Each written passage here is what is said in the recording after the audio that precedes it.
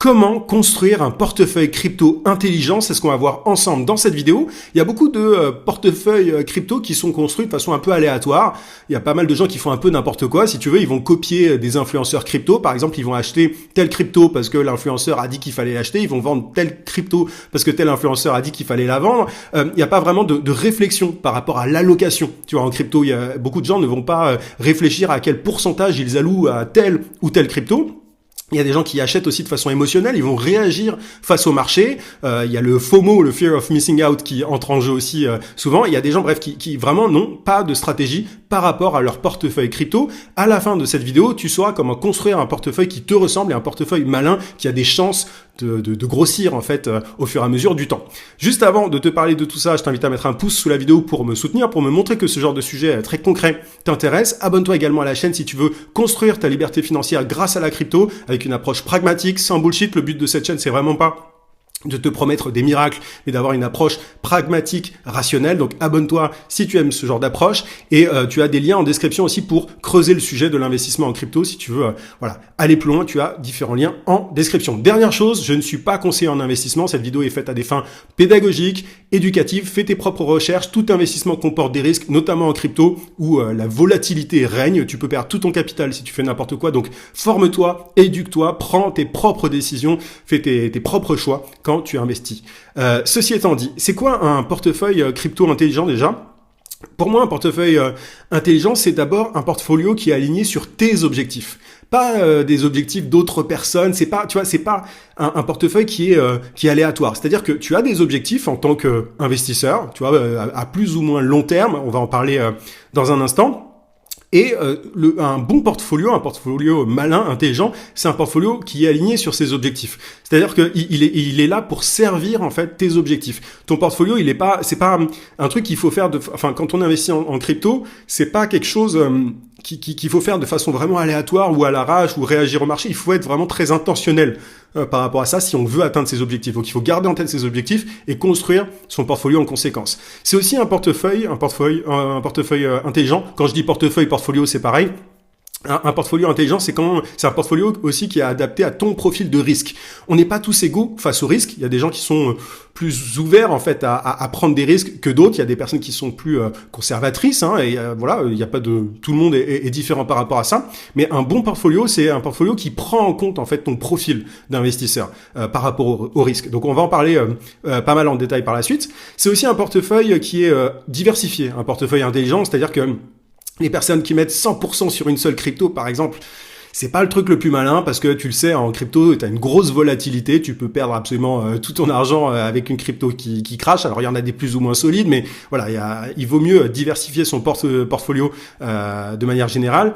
Et un portefeuille de crypto intelligent, c'est aussi un portefeuille qui est avec une stratégie d'entrée et de sortie. C'est-à-dire qu'il faut savoir quand tu rentres sur une crypto, quand est-ce que tu achètes une crypto et quand est-ce que tu la vends. Il faut prendre des décisions en avance par rapport à ça. C'est-à-dire que c'est pas parce que il se passe tel événement qu'il faut que tu vendes ou que tu achètes. Enfin, tu vois, il faut pas réagir en fait au marché dans l'idéal quand tu investis en crypto. Donc voilà, ça c'est vraiment la définition d'un portefeuille crypto intelligent. Maintenant, on va voir la première étape. La toute première étape pour construire ton portefeuille crypto, c'est de te connaître. Alors, je sais qu'on va presque parler de développement personnel dans cette première étape, mais l'idée, c'est de te connaître. Il y a des questions à te poser pour mettre les choses vraiment à plat. Il y a 5 questions.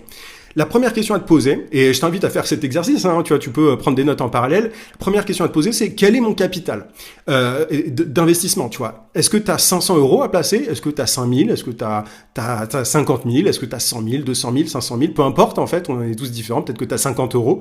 En fait, en fonction de ton capital de départ, enfin de ton capital que tu es prêt à investir en crypto, les stratégies vont être différentes. C'est-à-dire que voilà, on n'investit pas pareil 500 € et 50 000 €, t'imagines bien. Et la règle d'or, c'est de ne jamais investir plus que ce que tu peux perdre. C'est ultra important. Mais déjà, pose-toi la question, voilà, quel est le montant que je suis prêt à investir en crypto? Mais il faut absolument que tu aies une bonne marge de manœuvre. Tu vois, moi, par exemple, j'investis pas que en crypto. J'investis aussi en bourse via les ETF. Donc j'ai pas mis tous mes pions en crypto. Évidemment, j'ai aussi un matelas de sécurité, etc. Mais c'est important de savoir voilà combien est-ce qu'on met et d'être à l'aise par rapport à ça, parce que je te l'ai déjà dit au début de cette vidéo, l'investissement en crypto, ça peut être risqué. Tu peux tout perdre. En théorie, tu peux tout perdre. Donc c'est un truc à garder en tête. Deuxième question, quel est ton horizon de placement? Est-ce que tu veux avoir des rendements à court terme, tu vois, dans l'année par exemple. Dans ce cas-là, bah, tu vois, la stratégie, ça va plus être du trading, etc. Il y a une forte volatilité, hein, c'est quand même un truc qu'il faut comprendre quand tu as un objectif très court-termiste. Moi, c'est pas mon cas, j'ai pas des objectifs court terme, mais il faut savoir que tu as une forte volatilité, mais il faut que tu sois conscient en fait de ton horizon de placement. Est-ce que tu as un horizon à moyen terme, tu vois? Est-ce que c'est plus du moyen terme? Est-ce que tu cherches à avoir des rendements dans les 2, 3, 4 ans? Là, pour le coup, ça correspond plus au cycle crypto traditionnel. Tu vois, t'as le bear market et le bull run qui souvent ça dure quelques temps comme ça, et donc et ça alterne. Est-ce que tu as cet horizon de placement à moyen terme, ou alors est-ce que tu as un horizon de placement sur le long terme, dans les 5 ans, 10 ans, 15 ans? Bon, on sait pas combien de temps ça... Enfin, voilà, on sait pas de quoi est fait l'avenir, mais peut-être que tu as une vision très long-termiste, et dans ce cas-là, voilà, c'est un investissement vraiment de conviction, et tu vas placer tes billes régulièrement. Mais déjà, voilà, quel est ton capital de départ, enfin que tu es prêt à investir en crypto, et quel est ton horizon de placement? Ensuite, quelle est ta tolérance au risque? Petit test très simple, si ton portefeuille perd 50% demain de sa valeur, tu fais quoi? Si tu paniques, c'est que tu as un profil plutôt conservateur. Si tu achètes encore plus, c'est que tu as un profil plutôt agressif. Bon, je caricature, je simplifie, mais il faut vraiment que tu sois conscient, tu vois, de ta tolérance au risque. Moi, par exemple, ça me dérange pas que mon portefeuille fasse moins 50%. Je suis là plus sur le long terme, si tu veux. Je crois dans la crypto. Donc j'ai pas de problème. Au moment où je fais cette vidéo, il y a une énorme chute de toutes les cryptos, et c'est en train de remonter là depuis peu. Et moi j'ai juste patiemment, j'ai attendu quoi, tout simplement, et parce que je suis pas du tout dans la peur, je suis pas conservateur, et j'ai même racheté des cryptos quand ça a baissé. Bref, donc ça c'est important de se poser la question de ta tolérance au risque. Quatrième question, combien de temps tu peux consacrer à la crypto? Est-ce que tu veux pas y passer de temps du tout? Dans ce cas-là, c'est plus des stratégies de holding, tu vois, donc plus passif, tu achètes du Bitcoin, de l'Ethereum, et t'attends que ça se passe. Et si par contre tu as un peu plus de temps à y allouer chaque semaine, tu peux faire des choses de façon plus active, du trading, de la DeFi, tu vois, tu peux placer tes cryptos, tu peux faire du staking, du yield farming, etc. C'est des sujets que j'aborde sur ma chaîne assez régulièrement. Moi, j'ai un peu les deux, si tu veux. J'ai des stratégies plus long terme passives et d'autres plus actives à court terme. Donc, tu vois, j'alterne, mais je ne mise pas tout sur le court terme. Mais combien de temps tu peux allouer à la crypto? C'est important de le savoir. Et la dernière question, c'est quel est ton objectif au final? Est-ce que ton but, c'est de préserver ton capital? Dans ce cas-là, tu vas plutôt te focus sur ce qu'on appelle des blue chips, tu vois, des cryptos avec une grosse capitalisation, le Bitcoin, l'Ethereum, pour ne pas les citer. Et est-ce que ton objectif, c'est de faire x2, x3, tu vois? Donc là, ça va être un mix entre des cryptos de qualité et le fait de miser sur certaines opportunités. Est-ce que tu veux faire x10 sur ton capital? Enfin voilà, il y a des gens qui ont cet objectif-là. Dans ce cas-là, il faut accepter le risque, acheter des cryptos risqués, etc. Bref, donc quel est ton objectif? Je t'invite à vraiment mettre cette vidéo en pause et répondre à ces 5 questions et de façon vraiment sérieuse. C'est-à-dire que c'est la base de tout. Toute ta stratégie, ton portefeuille va être impacté par les réponses à ces 5 questions. Donc je t'invite à faire ça. Maintenant, une fois que tu as répondu à ces questions, on passe à la deuxième étape. C'est ce que j'appelle la pyramide de risque. Il faut savoir que la crypto, c'est un peu une pyramide sur 4 niveaux. Déjà, tu as le niveau 1 avec la fondation. La fondation, c'est le Bitcoin et l'Ethereum, grosso modo. La liquidité, tu vois, du Bitcoin et de l'Ethereum est énorme. Le track record, tu vois, est aussi intéressant. Je veux dire, tu vois, elles ont performé. Enfin, alors, évidemment, il y a des cycles, ça monte, ça baisse, mais c'est plutôt des cryptos solides. Il y a une adoption aussi institutionnelle de plus en plus importante. C'est vraiment le matelas de sécurité. De manière générale, si tu demandes à n'importe quel investisseur, crypto, le Bitcoin et l'Ethereum, c'est vraiment le matelas de sécurité. Ce sont les cryptos sur lesquels on mise sur le long terme. Attention, peut-être que les choses vont changer à l'avenir, mais en tout cas, c'est comme ça que les gens pensent, les investisseurs crypto solides. Et donc souvent les gens se disent que même si les autres cryptos se cassent la gueule, voilà, au moins ils ont du Bitcoin et de l'Ethereum. Ça c'est vraiment le niveau 1, la fondation.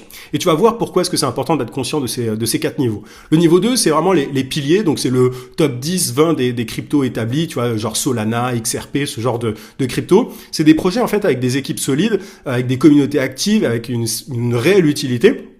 Et il y a tout un tas de, on peut diversifier son investissement en crypto avec différents cas d'usage. Tu vois par exemple Solana, c'est top pour la DeFi, la finance décentralisée. Bref, tu peux vraiment te diversifier grâce à ces cryptos piliers qui sont vraiment à distinguer des fondations que sont le Bitcoin et l'Ethereum. Niveau 3, tu as ce que j'appelle les opportunités. Là, c'est le top 50, 100 des cryptos. C'est des projets prometteurs. Tu vois, tu as des narratives qui sont émergentes comme les real world assets, les cryptos IA, les cryptos gaming, etc. C'est ce genre de choses. Là, pour le coup, il y a besoin de recherche plus approfondie pour investir dans ces cryptos. Le potentiel, il est élevé. Tu peux faire des fois 5, fois 10, mais la volatilité est beaucoup plus élevée aussi. Et le niveau 4, ce sont les paris. Alors là, vraiment, on est dans les projets early stage, les projets ultra récents. Et t'as vraiment des pépites potentielles, mais ça peut aussi se casser la gueule. C'est-à-dire que tu peux... L'idée, en fait, souvent des gens qui investissent dans ces paris, c'est qu'ils vont allouer une toute petite portion, même quand ils ont un profil plutôt agressif, ils vont allouer une toute petite partie de leur portefeuille à ces cryptos. Le potentiel, c'est faire x100, mais les probabilités, elles sont quand même assez faibles. Donc t'as plein de petits projets qui parfois se pètent, mais il y en a aussi qui pètent dans le mauvais sens et qui se cassent la gueule. Donc, en fonction de ton profil, si tu es, par exemple, plutôt conservateur. Si en te posant des questions, tu t'es dit, voilà, moi j'ai un profil plutôt conservateur, l'idée, attention, c'est pas un conseiller en investissement, mais un truc qui est possible, c'est d'allouer 70% au niveau 1, tu vois, en Bitcoin et en Ethereum, 25% en niveau 2, tu vois, tout ce qui est Solana, XRP, etc. 5% en niveau 3, donc des projets un peu plus risqués, et 0% sur les paris. Tu fais aucun pari.